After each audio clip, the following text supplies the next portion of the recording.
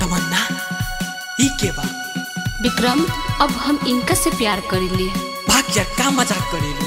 ई कोई मजाक नहीं खे विक्रम, हम सच कहतानी, अब हम इनका से प्यार करेले। का एकरा से प्यार करेलू? तो हमरा साथ का टाइम पास करत रहलू हो? हमरा के का खिलौना समझत रहलू हो? हाँ, यही समझा, काहे कि कहाँ तू और कहाँ हम। हमरा पसंद के लड़का अब मिलल बा हमरा, यही से तोहरा के हम छोड़तानी। छोड़तानी? अरे जा, अरे कबो ना सोचनी कि तू इतना बदल जाएगी। अरे जब छोड़ ही के नहीं तो काहे के प्यार करी? अरे जात मारू तो जा, अरे जा। घमंड करेलू रूप पे तू, झूठ के हमसे प्यार कइलू। तोहरा लुक पे छौरी फेंकतानी तू, पीठ पीछे हमारा चलैले बन तू। तोहरा लुक पे छौरी फेंकतानी तू, पीठ पीछे हमारा चलैले बन तू। घमंड करेलू रूप पे तू, झूठ के हमसे प्यार कइलू। तोहरा लुक पे छौरी फेंकतानी तू, पीठ पीछे हमारा चलैले बन तू।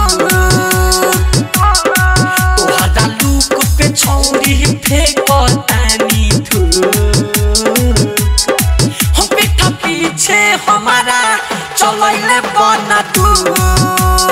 कंचन इब्राहिमपुर। अरे जब प्यारे न रहे तो साथ कहे रही, जिए मरे के सपना कहे देखे। सपना? अरे तोरा साथे मजाक कइनी और तू ओकरा के हकीकत मान लेला। अरे ना तो तू हमरा जात के बाड़ा, ना हमरा इतना अमीर बाड़ा, और ना ही हमरा इतना सुंदर। अरे प्यार का दिल से पे छौरी फेंकतानी तू, जा रे जा रे। पीठ पीछे हमारा चलैले बन तू। कब सोचले ना रही धोखेबाज होइबू, कब सोचले ना रही धोखेबाज होइबू। याद रखी हर जाई हमर जैसन रोइबू। भेदभाव कइले बड़ा बात कइले, दिल के पिंजरा में बसा के अब आजाद कइले। काहे ऐसन खेल खेललू, बदला कैसन तू लिहलू। काहे ऐसन खेल खेललू, बदला कैसन तू लिहलू। भरोसा तोड़लू, साथ छोड़लू, बीच में लाके मुँह मोड़लू।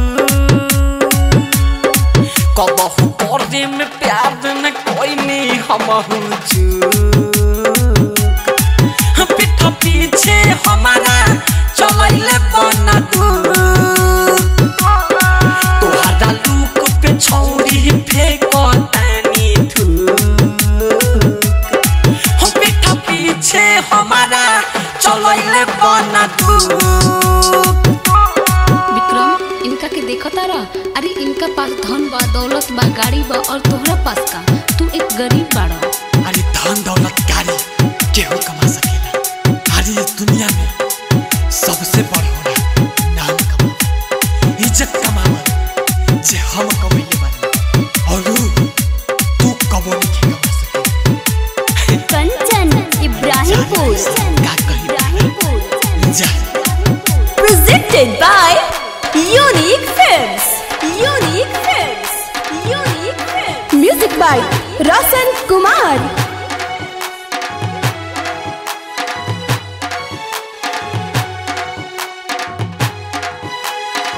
चलैले बन तू,